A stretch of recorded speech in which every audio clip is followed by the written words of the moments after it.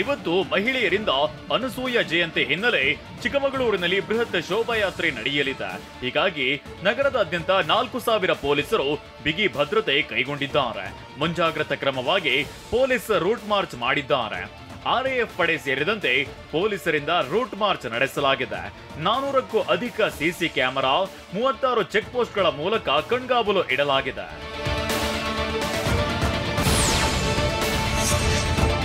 ಹೊಸ ವರ್ಷ ಆಚರಣೆಗೆ ಬೆಂಗಳೂರು ಸಿದ್ಧವಾಗಿದೆ. ಕೇಂದ್ರ ವಿಭಾಗ ಪೊಲೀಸರು ಕೂಡ ಅಗತ್ಯ ಮುಂಜಾಗ್ರತಾ ಕ್ರಮದ ಬಗ್ಗೆ ಸಿದ್ಧತೆ ನಡೆಸಿದ್ದಾರೆ. ಹೊಸ ವರ್ಷಕ್ಕೆ Brigade Road, MG Road, Church Street ಸಜ್ಜಾಗಿದ್ದು, ಈ ಬಾರಿ ಹೆಚ್ಚು ಬಿಗಿ ಭದ್ರತೆಗೆ ಕೇಂದ್ರ ವಿಭಾಗದ ಡಿಸಿಪಿ ಶೇಖರ್ ತಯಾರಿಯನ್ನ ನಡೆಸಿದ್ದಾರೆ. ಇದೇ ಮೊದಲ ಬಾರಿಗೆ ಬಾರ್ ಬೌನ್ಸರ್ ಟೀಮ್ಗಳ ಜೊತೆ ಸಭೆ ನಡೆಸಲಾಗ್ತಿದ್ದು, ಕೆಲ ಸೂಚನೆಗಳನ್ನ ನೀಡಲಾಗ್ತಿದೆ.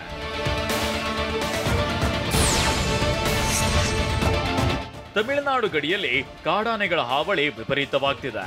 ತಮಿಳುನಾಡಿನ ಗಡಿಯಂಚಿನ ಗುಮ್ಮಳಾಪುರಂ ಗ್ರಾಮದ ಸುತ್ತಮುತ್ತ ಗಜಪಡೆ ಬೀಡು ಬಿಟ್ಟಿದ್ದು, ಸ್ಥಳೀಯರು ಕಂಗಾಲಾಗಿದ್ದಾರೆ. ಸುಮಾರು 35ಕ್ಕೂ ಹೆಚ್ಚು ಕಾಡಾನೆಗಳು ಕಾಡಂಚಿನ ಗ್ರಾಮಗಳ ಸಮೀಪವೇ ರೌಂಡ್ಸ್ ಆಗ್ತಿವೆ. ಕಾಡಾನೆಗಳ ಮಿತಿಮೀರಿದ ಹಾವಳಿಯಿಂದ ರೈತರು ಕೂಡ ಆತಂಕಗೊಂಡಿದ್ದು, ಬೆಳೆ ನಾಶಪಡಿಸುವ ಭೀತಿ ಎದುರಿಸುತ್ತಿದ್ದಾರೆ.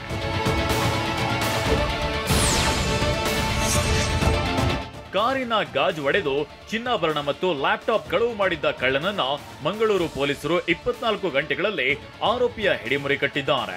ಕಂಕನಾಡಿ ಮಾರ್ಕೆಟ್ ಬಳಿ ನಿಲ್ಲಿಸಿ ಹೋಗಿದ್ದ ಕ್ರೇಟಾ ಕಾರಿನ ಗಾಜು ಒಡೆದು ಚಿನ್ನಾಭರಣ, ಲ್ಯಾಪ್ಟಾಪ್ ಕದಿಯಲಾಗಿತ್ತು. ಸದ್ಯ ಆರೋಪಿ ಅಬ್ದುಲ್ ಅಕ್ರಮ್ನನ್ನ ಬಂಧಿಸಲಾಗಿದೆ. ಚಿನ್ನಾಭರಣ, ಲ್ಯಾಪ್ಟಾಪ್ ಸೇರಿದಂತೆ 7,30,000 ಮೌಲ್ಯದ ವಸ್ತುಗಳನ್ನ ವಶಕ್ಕೆ ಪಡೆಯಲಾಗಿದೆ.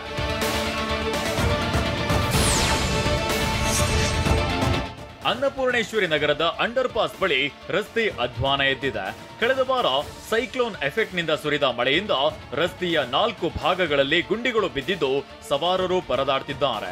ಹಾಗೆ ಕೆಪಿಟಿಸಿಎಲ್ ನಿಂದ ಕೇಬಲ್ ಅಂಡರ್ ಗ್ರೌಂಡ್ ಕಾಮಗಾರಿ ಹಿನ್ನೆಲೆಯಲ್ಲಿ ಗುಂಡಿ ಅಗೆದು ಅರ್ಧಕ್ಕೆ ಬಿಟ್ಟು ಹೋದ ಪರಿಣಾಮ ವಾಹನ ಸವಾರರು ನಿತ್ಯ ನರಕಯಾತನೆ ಅನುಭವಿಸುತ್ತಿದ್ದಾರೆ. ಟ್ರಾಫಿಕ್ ಜಾಮ್ನಿಂದ ಕಂಗಾಲಾಗಿದ್ದಾರೆ.